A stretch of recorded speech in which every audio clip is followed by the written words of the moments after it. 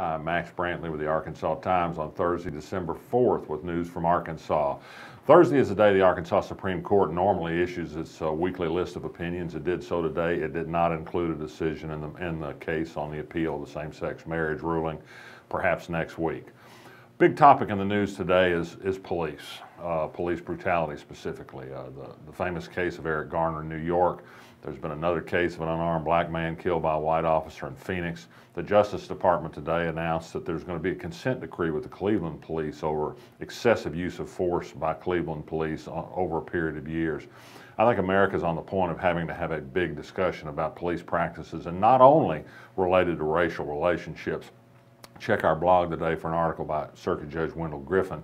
He's a black judge. He presided over the trial of a Little Rock police officer accused of killing a black man during a burglary investigation. I think the judge probably speaks too much for his judicial role, but he says some important things about police relationships, particularly with the black community. I commend it to your attention. On the insurance front, good news from the U.S. government. Obamacare is working. The insurance exchanges set up under the Affordable Care Act are going to only have a modest 2% increase in 35 states next year. The rates in Arkansas are actually going to go down by 3%. There's available insurance in the range of $100 a month for most people, and some people qualify for additional subsidies. So despite all the unhappiness, there's a lot of good news on the Obamacare front. Other news headlines today: the Arkansas Lottery Commission is apparently going to approve a deal this afternoon that will save it $5 million on a vendor contract. That's money that will go back into the scholarship fund for Arkansas students. That's good news. Bill Clinton, the former president, has been in town. I saw him speak last night at a dinner for volunteers at the Presidential Library, and he lamented the difficulty of people talking across the political divide anymore. He remembers a time when politicians talked to people and people talked back, and he believes that you just can't have a working democracy without some degree of compromise on both sides. The political divide doesn't allow that very often. I noticed he put that theory in practice today at a speech before the Little Rock Regional Chamber of Commerce and said he supports Asa Hutchinson's plan on teaching computer coding in high school. Bill Clinton is somebody who has crossed the divide, and that was one of the reasons he was a successful president, I think. Bret Bielema, the Arkansas Razorback coach, is not going to Nebraska despite some hot rumors yesterday.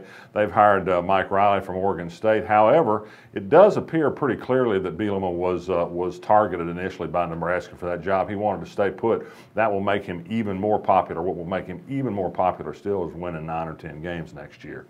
Big new creche debate is reopened again in Baxter County, Arkansas. A local man puts up a nativity scene every year. Humanists and atheists have complained about the state promotion of religion. This year, the county is going to put a disclaimer on it saying this is a private display. Well, if the public lawn is open only to one sort of display, they've got problems. I suggest the freethinkers need to put one of their little solstice shacks up on the Baxter County courthouse. Interesting article this morning about Torii Hunter, the Pine Bluff native who's a Major League Baseball player.